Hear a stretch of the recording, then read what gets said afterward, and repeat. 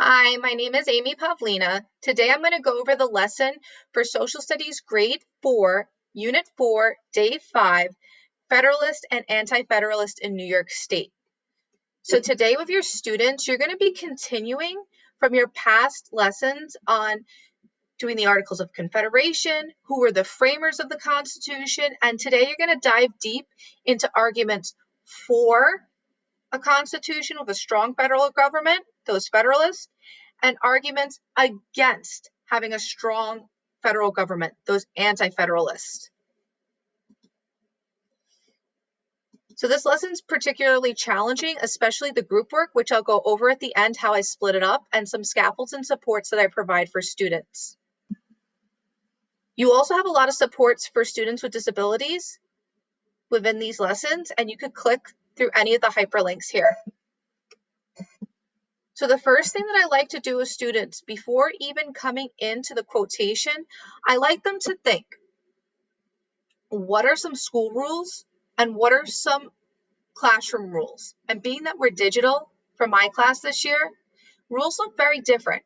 So let me show you how I do this on Jamboard.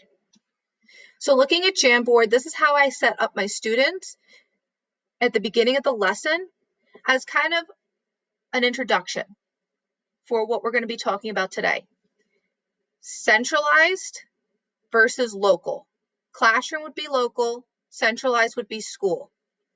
So I have them brainstorm what are some of the school rules when we were in person, and then what are some classroom rules that we're doing right now digitally. So let me show you an example of what my students did. And something that we noticed is we had to come up with that both column, that some rules that are good for the school might also be good rules for a digital classroom. And this really helps students think about why could a central government that's strong be important, and why could it also not be relevant to some of the local states that are being developed and some of the areas within the state, especially New York State, thinking about rural, upstate versus urban, New York City, Long Island, and on that strip of where New York is exposed to the ocean and all the ships coming in, all the trading coming in, versus being landlocked upstate. So once students start getting an idea of different things that are important to centralized versus local within their own worlds, they could generalize this to federal and strong central government versus a local government. And I found that this is really helpful for them to really start thinking about, oh, so that's what it means to have a strong federal government, that this would be limiting versus this might be great to have a strong federal government. So let's go back into the lesson that we have the slides for.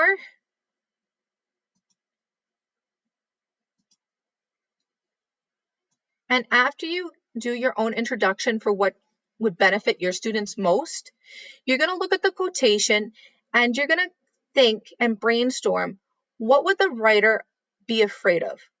What would happen in a society like this? Who might have written this? And you're going to think of the what, the why, and the who. And think back to, would this be someone who's for a strong government or against a strong government? Then once you introduce that section that was blocked out, students are going to start thinking about a new constitution and what may be reasons why you would have one and why you wouldn't need a new constitution. You're going to think to introduce on your own George Clinton, who was an anti-federalist, Robert Yates, who's another anti-federalist at the time, and Sam O'Brien. And these are going to be people who are going to come back into the discussion during independent work time.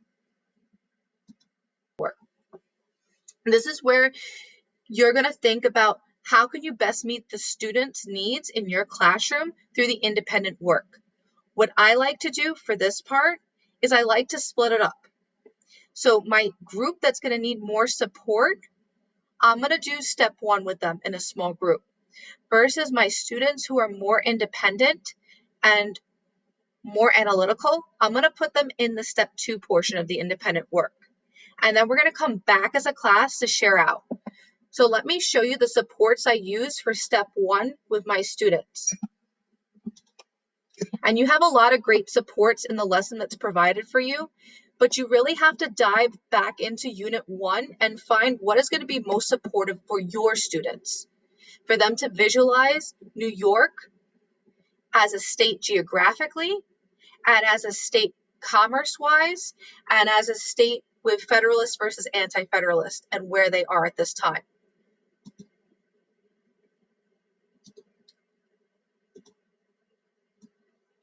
So here's a support that I give to my students. I like to remind them of what is a Federalist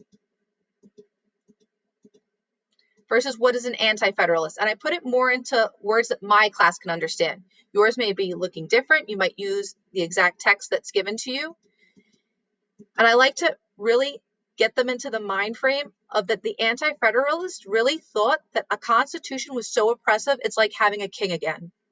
Versus the Federalists, they think a stronger government will protect them down the line from having everyone united. You're also going to go back into the people, the framers at this time, and these are going to come into helping your students understand why are they Federalist versus why are they Anti-Federalist. So I use the map that's provided and really pointing out where the Federalists are at this time and the Anti-Federalists and who's voting yes and no. You don't want your students to just think and be stuck in that mindset that the Anti-Federalists are all voting against this new constitution. That's not the case. Anti-Federalists that are in these urban areas are still voting for a constitution. And I really want you to get your students to think again, where are people living at this time who are able to vote? So up here, you have to think that this area of New York, you have to really drive it home that this area is still not very populated, densely populated. Versus down in the city, it's becoming very urbanized. Everyone's moving in. Everyone's coming into those port cities. And you should remind your students about Hamilton and John Jay that at this time they're living in New York City. Hamilton's not originally from New York City, but at this time he's a lawyer in New York City. Yates, on the other hand, he's in Albany, and Clinton is growing up in Orange County. So they're not in the hustle and bustle of the New York City ports.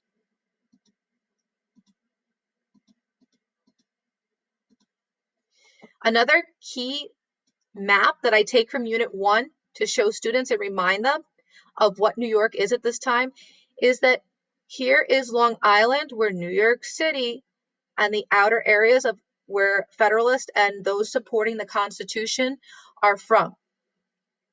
They're getting more of that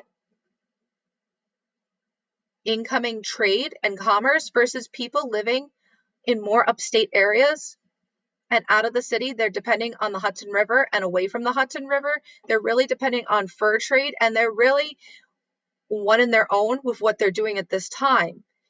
A strong central government may not benefit them at this time because they're trading more with Canada. They're having more dealings with Native Americans. Another key map from Unit 1 that I like to revisit is what are the commerce items being traded at this time. You have New York is a big port for fish. You have a lot of farms in New York City and around New York City, whereas upstate you have a lot of furs being traded.